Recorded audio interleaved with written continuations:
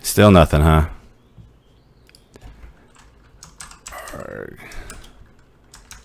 Still nothing. Really, really, really? I'm trying so many things. I'm clicking all the buttons. All the buttons. Still nothing. Oh, y'all can hear me. Yay. Oh, I unplugged it. Yay. All right. So exciting. So exciting. That only took 10 minutes of y'all's time. I apologize for that. But now I'm all hyped up. Look at there. I'm like flop sweating and everything. I feel like I just ran a 10K. I got my flop sweat. I'm good. I'm ready now. I'm pumped up. I'm pumped up. Oh, Mark, what's up, man? Good to see you. Mark, we have two Marks. We have Mark Lasad, Mark Brennan on the chat. What's up? Mark, your image is fantastic. I can't wait to talk about it. Yeah. Oh, man. I don't know what. Literally, I use the same settings every time, and like half the time my audio is just like, meh. It used to be that printers were my least favorite part of the computer family, and now it's becoming audio. Used to be whenever you hit print, it was always just like, maybe we'll get a print, maybe not. And now every time I plug an audio mic into the computer, it's like, well, maybe we'll give you sound, maybe we won't. I don't know. Who knows anymore? It's 2020. Everything's just up in the air. So, hey, you know. I appreciate y'all waiting with me and kind of seeing everything. I appreciate y'all sticking through that. Audio is the first thing that people usually turn off. So amazing. Very good. Very good. Well, this is Josh with Azulux Visuals. This is episode 10. Can you believe it? 10 of Josh Says Mean Things, the show where the points don't matter. The good things, listen to the good things I say and just ignore all the bad things I say. Because the bad things are just there for fun. So, but if I say something good, I mean it. If I say something bad, maybe I mean it, maybe I don't. So that's up to you to decide. All right, I'm so excited. So this first photo we have here is from Mr. Kosh Biani. Kosh and I go way, way back. We actually met not in the photography industry. We met in the energy industry. And here he has a really cool engagement photo. And what I like about this photo is it's a great demonstration of lighting and layers. So we have this whole foreground that is lit with, just the tungsten bare bulb of that little chandelier thing. And then we have, I'm guessing, a speed light in this little alcove. Now, I would say there would be two things that I would switch here. One, I think the interior is a little dim. I would have raised my ambient up. And the way to raise the ambient up is drop that shutter speed just a little bit, right? Just a little bit. The other thing for the interior, that exit sign reflection, it kind of takes away from that old world charm that this place has by seeing a glowing exit sign. Exit signs for me are the bane of like my wedding photography existence, because all the like big ballrooms have all these bright green glowing exit signs like in every 20 feet. And it's really hard to get a good shot without this like neon green exit sign wherever you go. So yeah, I would have cloned out that exit sign. And the other thing, I really love this for how they lit in layers, but something to remember. So light has three qualities, right? So it has a shape, an intensity, and a color. And so I would have maybe gelled that a little bit more orange to match the interior, because there is this disconnect of very clean light on the couple and very orange light in the room. And so maybe like a half CTO where you still get a little bit of contrast, but where it's not so clean light, orange light. That's probably where I would go first. And I know when you're on the fly, it's always hard to kind of think of these things. But I also think about internal framing. I think it's really good here where we have the frame of that archway as a way to frame the couple. So all in all, really fun. I bet the couple love this photo. It shows a level of like creativity and thinking, but just a couple little things to clean out the exit sign, and maybe gel that flash that's inside that little room, just a little bit more orange to balance out the ambient of the room. So yeah, good image, Kosh. All right. Look at this cool photo from Sydney. This is from Miguel Ortiz. Shout out, Miguel. I always love seeing all your cool travel photos. If y'all don't remember in last week's last episode, he had the really cool photo of the car with the waves splashing up against the in Cuba. And so I think this one's very interesting from Sydney. Now, this is kind of a neat take, right? For iconic locations, right? How many more postcard shots do you need of the Coliseum? How many more postcard shots do you need of the Grand Canyon, right? So taking something that's familiar and adding that other element to make it a little more unfamiliar, I think is really good here. And I'm kind of curious where this was shot from. It feels like it was maybe shot from the water. I'm not really sure. I really love the like blue and orange dapple light in the water. I think that's really neat. And then these cool streams of light from either cars or passing ships. I'm honestly not sure at this point. I'm curious where this was taken, or maybe on a pier or dock. I don't know. But I love that it feels so unique for something we've seen so many times, right? How many photos get taken at the Grand Canyon every day? Millions? Right? How many interesting ones get taken at the Grand Canyon every day? Very few. And so I think this is a really good example of taking a big landmark type looking thing and putting your own spin on it, right? That's what I would struggle with landscape photography, is how to make it mine, is how to make a photo when they see it, they're like, I think Josh might have taken that photo. And maybe I did, maybe I didn't, but at least it has more of my personality in it.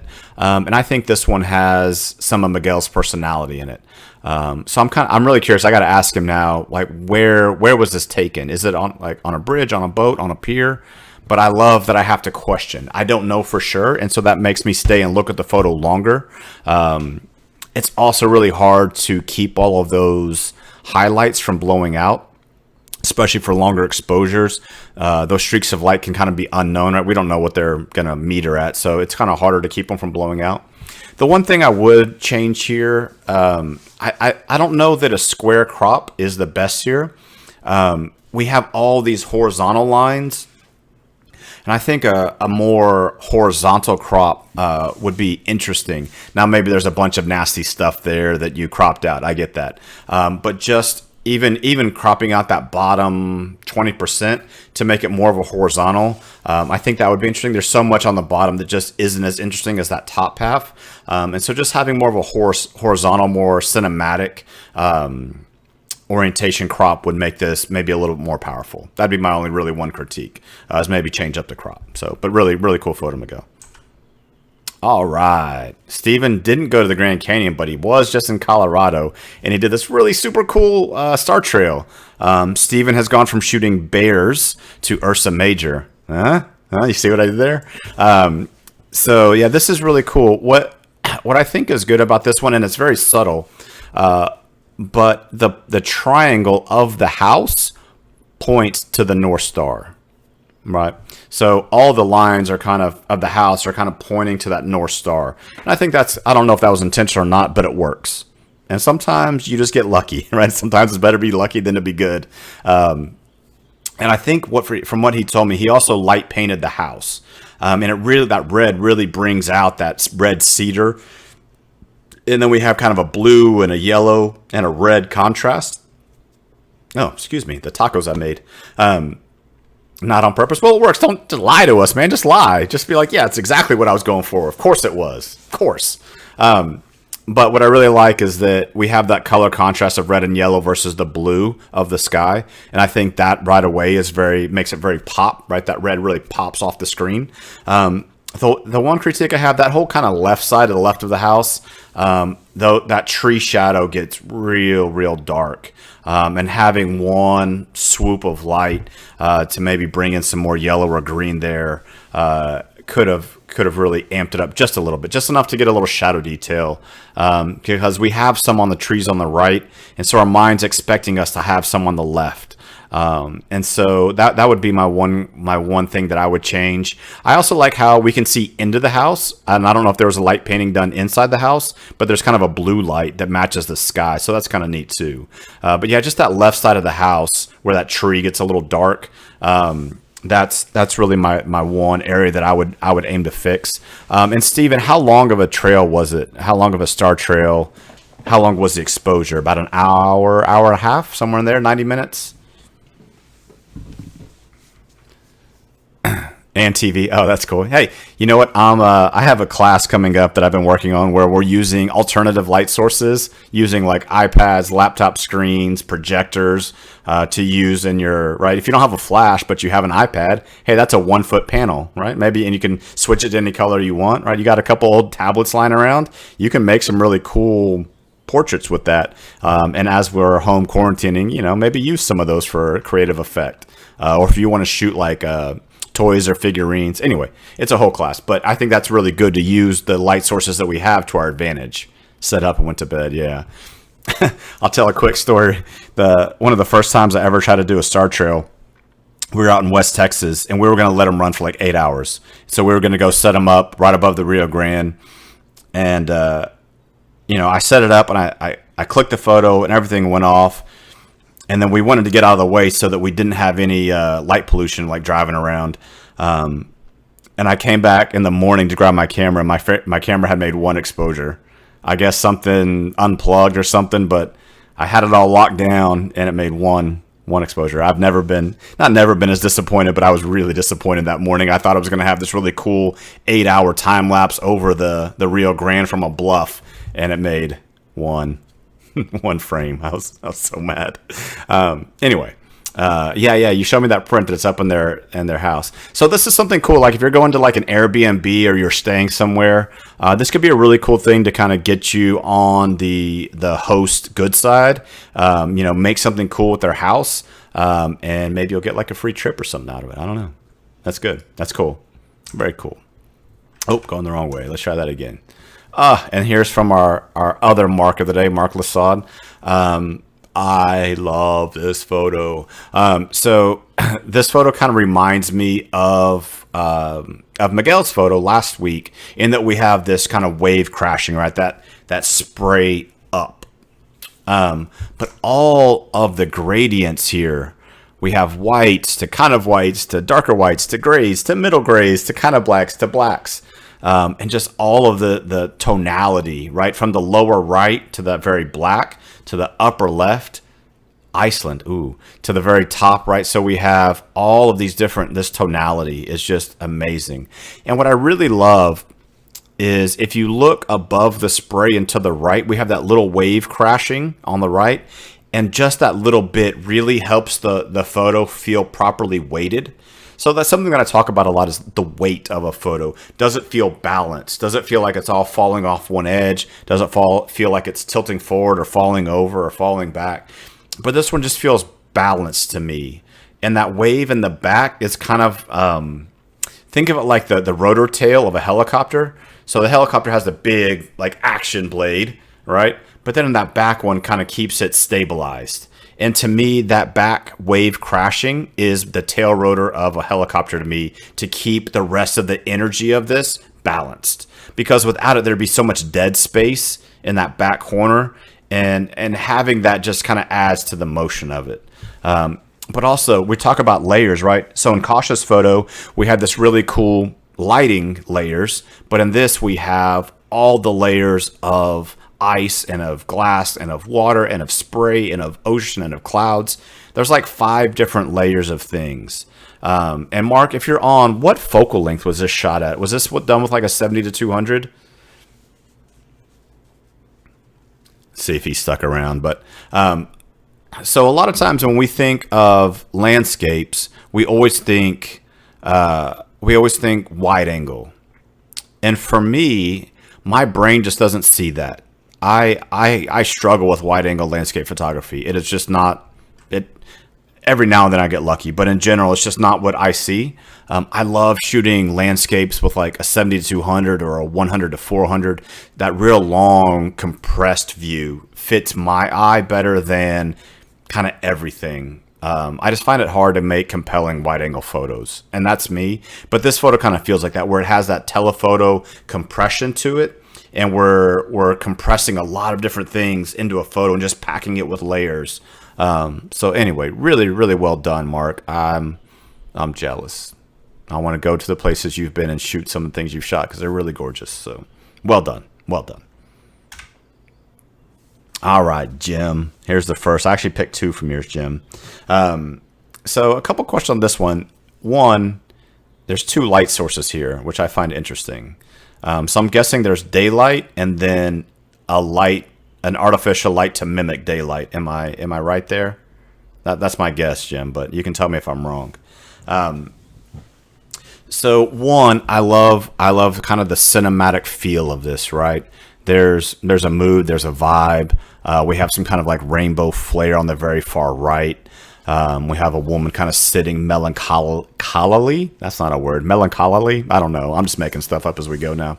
But we have this woman sitting, and we have kind of highlights on her right side of her face to shadows, but the shadows aren't gone. The shadows are still legible, right? So we still have legibility in the shadows, but we have this diagonal light coming across and making kind of highlights and all kind of fun stuff. 2 things that are interesting to me that I would probably change. So one, I would crop out or spot heal or just frame out that the black part of that chandelier. I don't think it adds anything to the exposure. I just don't think that helps. So I'd get rid of that. 2, a bunch of strobes. Yeah, nice. Okay. Also, on the left side, I would start my crop at where the diagonals start. So we kind of have this like film strip up and down on the left, and I would bring it in to just where the diagonals start, because I think it would make the photo feel more claustrophobic. And I think with having that little strip of vertical shadow, it gives our eye a chance to escape the photo, and I want everybody to feel in. Also, that potted plant, I wish had been moved back on the table about a foot, so that we could either see the bottom of it. It's just kind of muddled there on the bottom right. I don't mind it being there. It just bothers me that the bottom's cropped off of it. For a photo like this, for these kind of diaspora photos where it just feels very Inuit and very claustrophobic and very kind of melancholy, everything has to be just right, and just moving that plant back on the table just a touch, where we can see the bottom, I think makes it feel a little more centered and more calm. So those would be my two. I do like the color grading in this. I always struggle with getting my color grading right, where I feel like the mood is right, where it doesn't feel too red or too orange. I kind of like the blue-green feel of everything going on here. So, yeah, I know. It's one of those things you get done. You're so focused on the person getting expression, like, that plant. I didn't see it there. Yeah, I've done that many times where I kick myself when I'm done. So, but anyway, yeah, really cool vibe to it. Yeah, just move the plant up just a little bit. So that'd be my one critique. But also, right, if we're trying to make it feel like there's one, either moonlight or sunlight, it is kind of strange to go for that vibe and have double shadows. And so that may be something to work with as well. Especially like her face kind of gets doubled up, and then we have a really long shadow at a different angle, and so it screams a little bit more I was artificially lit than feeling like it was motivated light, where it was just you don't even notice it. So yeah, here's our second Mark. Good lad, right? Mark's a good lad. Yeah, he is. So really cool dragonfly. I love dragonflies. Again, watch the corners of our frame. On this one, that tree on the left doesn't add anything to the exposure. And so just starting at the top and just kind of bringing down so that it's just the diagonal of the, branch and the dragonfly, where there's nothing on the left there, because that takes away our attention, and our attention needs to be on the diagonal and on the dragonfly. I like that it's just precarious on the tiniest branch ever, and it's just kind of balanced there. That's really cool. But just get that crop where it's getting rid of the extraneous stuff. And just kind of crop down just a little bit. But I think it has a good weight, and I kind of like the blue mottled background. I think that's good. So just keep working on that crop and composition. And I say this 100 times, but the most powerful tool in post-processing is the crop tool. Okay, so fitting the crop to the action, so that the crop supports the elements in the frame and gets rid of the things that I don't want you to see. That's really the most powerful thing. You can learn a whole bunch of tools in Photoshop, but nothing's really ever going to be as powerful as fitting your frame to the action. All right, Jim, I went with 2 because I just wanted to talk about this photo. And this, I'm going to echo some of the comments that I made about Kasha's earlier photo. In a photo like this, where mood is such a thing, and the mood and the vibe, everything needs to be done precisely. And so the first thing that jumps out to me is that left wall. The very first wall is angling. So the whole photo, the lines are kind of going, well, if you're looking at me, they're kind of going away.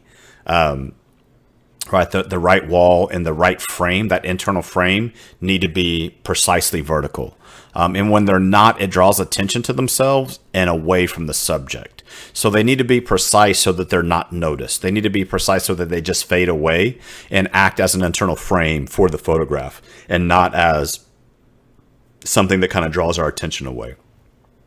The other thing here, we have this really good kind of ambient sconces, right? This very nice tungsten sconces on the wall. But then our flash, and it feels like a big flash coming across, is daylight balanced. And so as we go from right to left in the photo, we're getting a daylight to tungsten kind of shift as we go across. And it calls attention to the light. Instead of the light feeling motivated as though everything is tungsten, it's kind of drawing that there's a big flash over in this other room.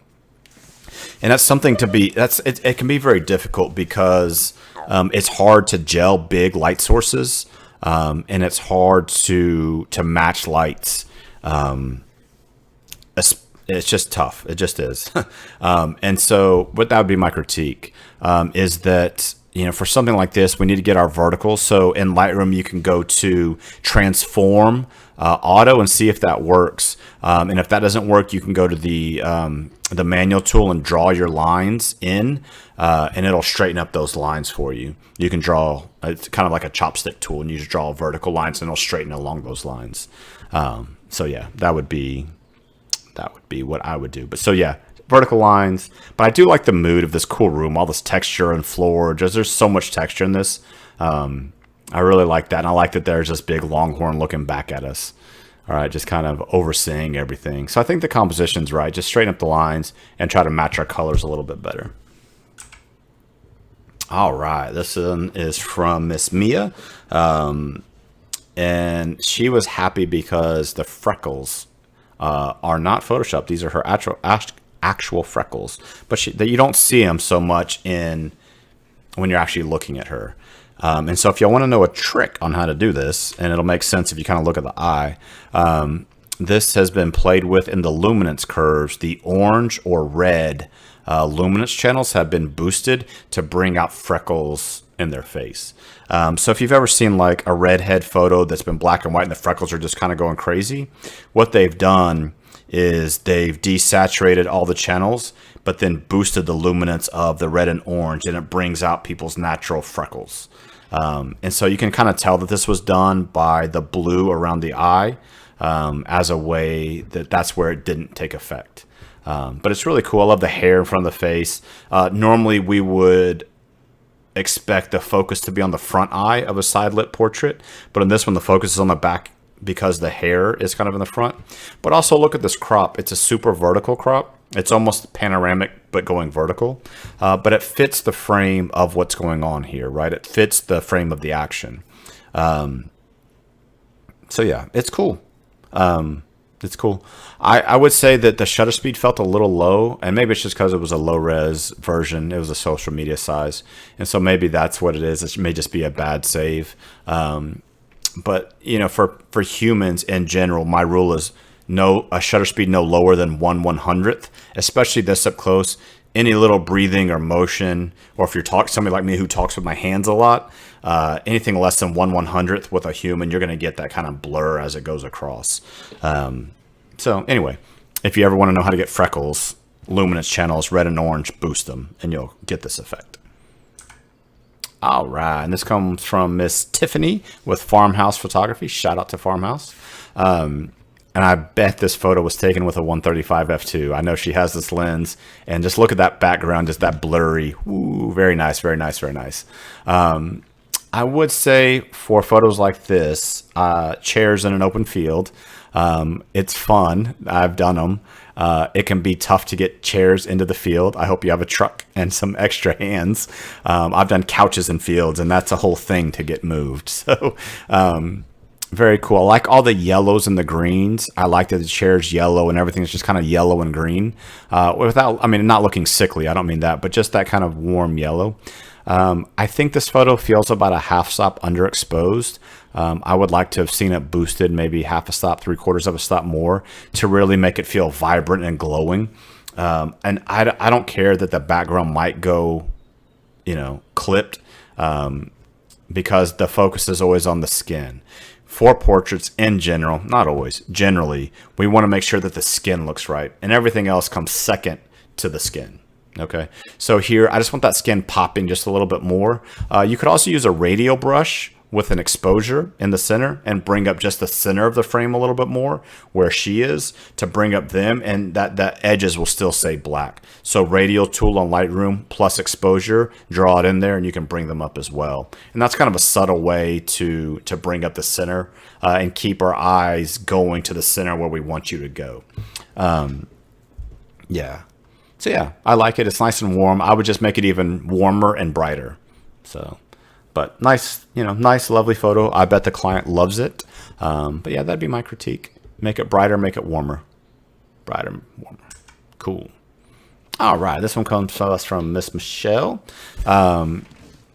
So first off, rule of odds. Now, the rule of odds isn't a rule where it says Josh has to take the photo because he's odd. That's not what it means. What it means is that the human eye prefers things in 1s, 3s, and 5s, and not 2s, 4s, and 6s. And so I think this is a good example. We kind of have 3 spears I mean, they're flowers, but they look like spears. So there's 1, 2, 3 of those as our kind of like main subject. So I think that's good. The thing that kind of jumps out to me first is I think this should have been a horizontal and not a vertical. We have all the space above, but then we have flower petals on the left and the right kind of get clipped. And so I think if we were horizontal with those 3 spears as kind of our center focus, I think that that makes it a more pleasant photo to look at. Now, again, there might have been ugly stuff on either side, but I think that would have made this a stronger, cleaner image, or just pull back just slightly where those left and right petals aren't getting trimmed. So like if we're shooting portraits, right, you don't want to crop somebody's head like right at the hairline. You can crop it just above their eyebrows or give their head a little bit of room. And this feels kind of like at the hairline with those limbs on either side. It's just trimming off too much on either side. Or maybe have come. Also, I think an 8x10 crop, if we're going to keep it vertical, would make it a little bit stronger. So that's my compositional critique. What I would say is that I love the contrast, right? The stark black and white with just a little bit of detail in some of the petals. I think that's a really neat effect. It almost feels like a layer mask, but there actually is detail in some of the shadows. And so again, by showing less, right? We're showing less detail. By showing less, we're making it more interesting. I think so many times we're worried about showing a as as informational instead of as drama. And I really like changing that dial from informational photograph to dramatic photograph. Something to think about. So in this case, I would have gone horizontal, but I really love the drama. I love the black and white. Ooh. All right. And now here's our last photo of the evening. But before I go, I will say that we're going to have a Milky Way class on Saturday through Precision. And so that's why there's a Milky Way behind me that I took out at Colorado Bend a few weeks ago. Also, if you are going to either take the class or you're going to go out and try to shoot like the Perseid meteor shower or anything like that, the last post on our Patreon, maybe a week or two ago, we posted a whole bunch of Milky Way information and how to capture the Milky Way. I think it's a really great tool for y'all and some really good links to go and learn more about how to get good Milky Way photos. It's so hot in Texas right now, and nighttime is kind of a nice time to go out and shoot right now if you're in this area. We're broadcasting live from Pflugerville, Texas. So if you're in this area, I think that being night photography is kind of the nice time to go out. So there's some really great resources. And like I said, we're teaching a class Saturday through Precision. So there's some really great resources. Kosh and I were just talking about that earlier today. Okay. Now, I hate this photo. I know. You weren't expecting that, were you? I used to love this photo. I hate this photo now. The toning and the color processing is really off. There's a person walking in the background that's very distracting.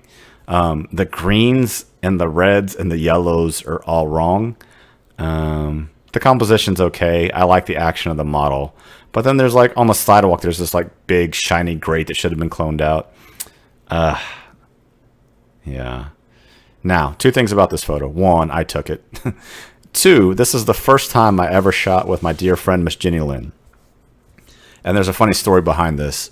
We had met a few weeks before we took this at a bridal show.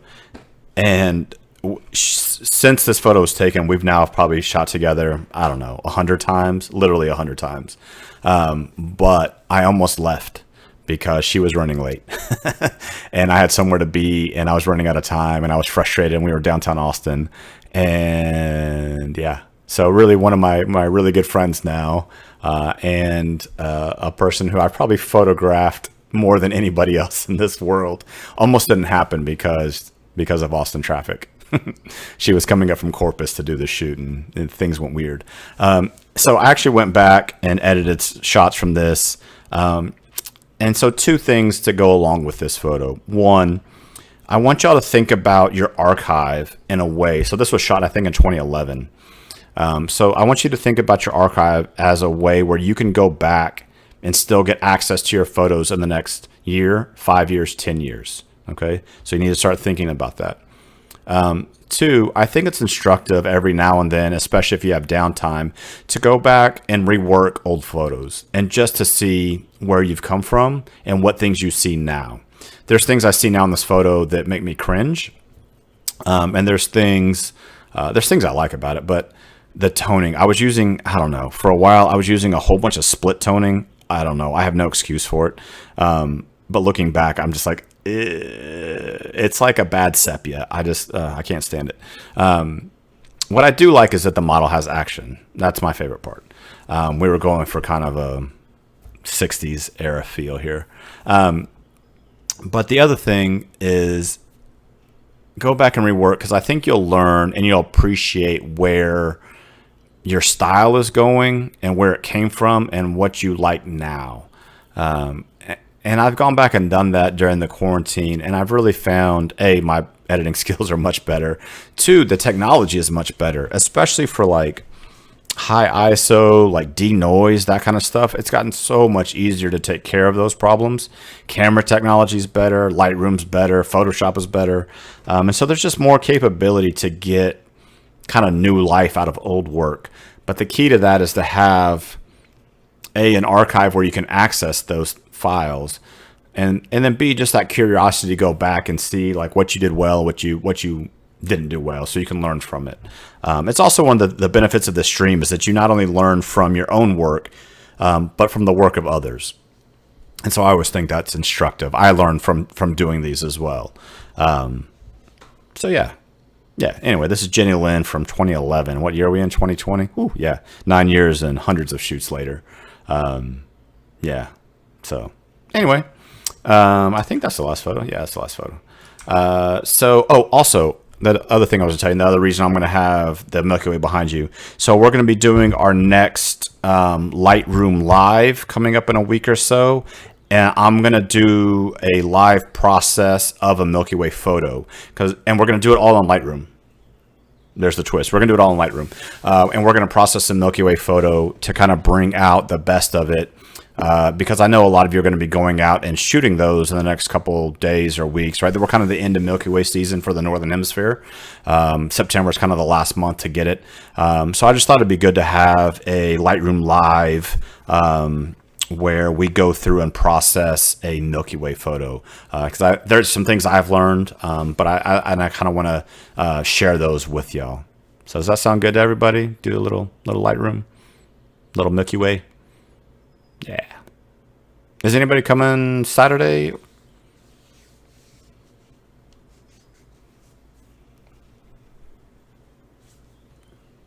Well, I hope to see y'all out, if y'all are. Anyway, this has been episode 10. I can't believe it, of Josh Says Mean Things. And I saved the meanest for the last. And thank you to all of our Patreons for supporting us. Patreon.com/AzulLocks. These are all photos submitted by the people that support us and trying to bring education to the masses, trying to bring photo education to the masses. I appreciate all of y'all. I think it's fun. We're trying to create kind of a network around it. Also, we have our podcast. I'm editing episode 11 of that. We have Guy and Jessica Forsyth coming out we already recorded it. I have to edit it. It'll probably be out tomorrow. And that's episode 11 of the Make podcast.com, where we talk art and business. And if y'all have any suggestions for us on who to interview, go ahead and throw those out as well. We always love getting y'all suggestions. So anyway, guys, I appreciate it. We'll probably do this again maybe like 2 or 3 weeks. My kids start school this week, so I'm about to be really busy with teaching kids from home for the next 9 weeks, so pray for me. It's going to be a whole lot of fun. But yeah, anyway, we'll talk to y'all soon, and we'll do a Lightroom live stream next, probably in the next 10 days. So I hope y'all have a great evening, and we'll see y'all soon.